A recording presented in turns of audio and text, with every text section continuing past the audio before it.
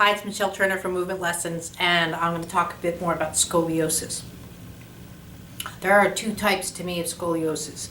One is you have a neurological condition, and I should correct that. All scoliosis is from the brain. That's fine. It's all neurological. But there are, quote, neurological conditions that's part of their MO. It's that they go after and they create that scoliosis. That's their awareness to the spine.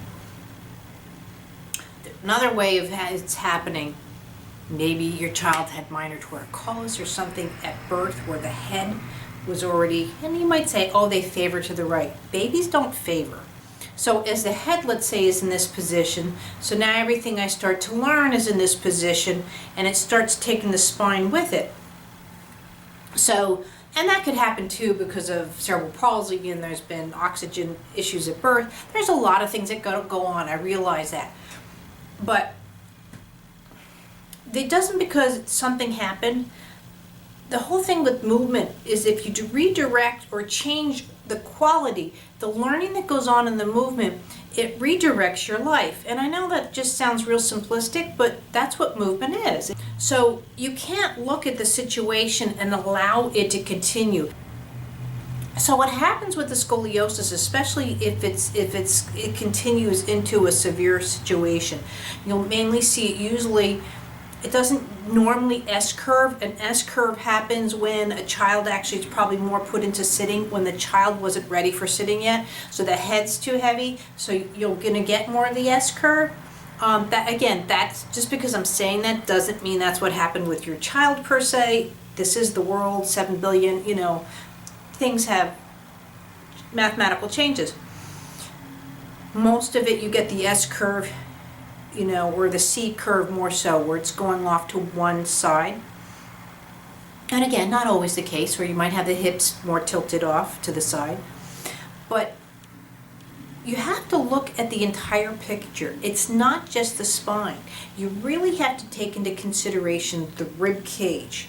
The rib cage is actually almost more important, especially if you're looking to force straighten the back. Vests, orthotics, and then at rod surgery. This took years to get into this position, and they're very happy with where they're at. And that's the thing you have to remember. Just because a child or an adult doesn't look like what's in their textbook, they're very happy. For some reason in this position, this is where their body is happiest.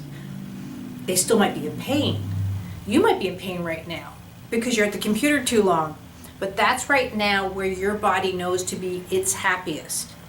And I know that sounds confusing, but again, that's where you learn movement. So your body actually has alternatives. Oh, I don't have to be in pain. I don't have to have scoliosis. And that's where you come into that.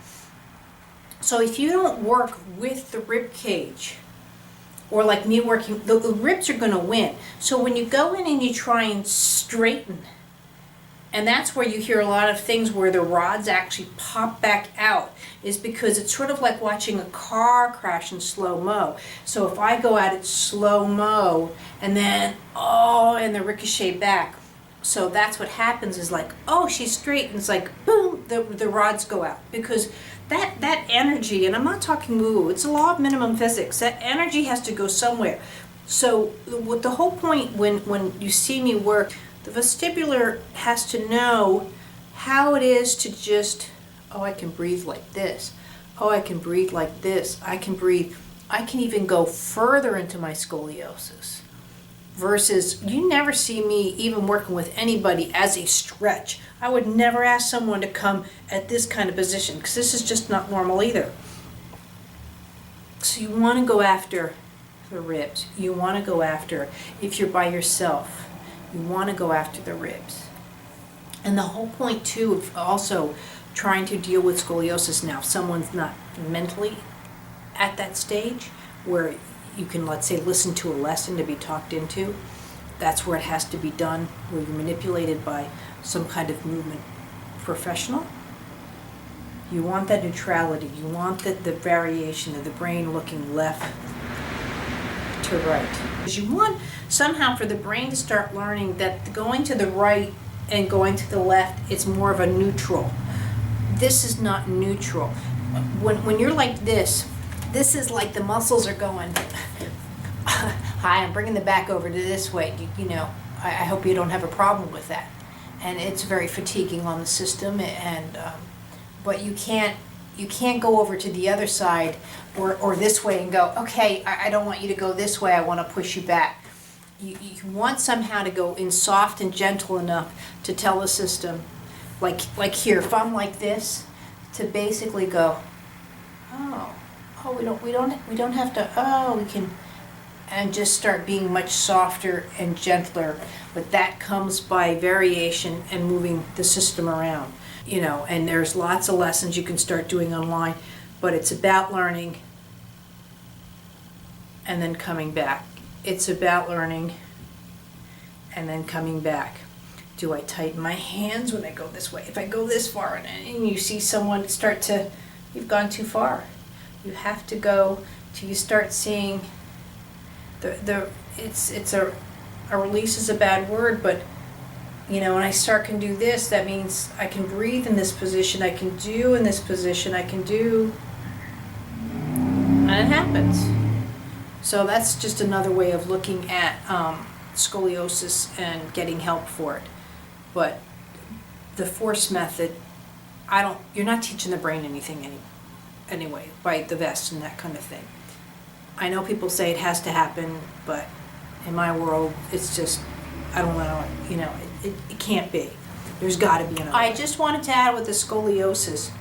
Let's say if I was a jolly green giant and I picked people up. Now this is a really bad example because Mrs. Turner really needs a skeletal system in her office, but I don't have it. And here's where I am with John. I just wanted to show you this because this is what I got in the lesson, and I'm going to use this in with my the scoliosis. If I were a giant and I were to pick someone up by the head, this is how we should. Do you see how easily at this point in his lesson, he's just like a bowl of jello? I mean, I'm just very lightly tossing the feet around. I'm doing here, this is running, this is jumping. This at this very moment, except I haven't even worked the chest cavity yet, is just a real neutral system. So if someone were to pick you up, like I said, by the head and just sort of dangle you like that, that's the jiggles you should get. Just notice, just by holding his feet. Now this is at the end of probably an hour and a half lesson because we were doing filming and stuff. He's like jello. I am doing so very little in his whole system. That's what neutral is. It's just where your body just can take the energy flow. I'm asking him to go right, left, and he's taking it. When you're in a scoliosis, and again, position I'm in is just one of my clients at the moment. When you're in this position, this wiggle, it's just not there. So to allow the system to start learning how to work around that, to come out of it. And again, with no intentions in mind that you're going to fix it. It's just for the input, it's for the experience.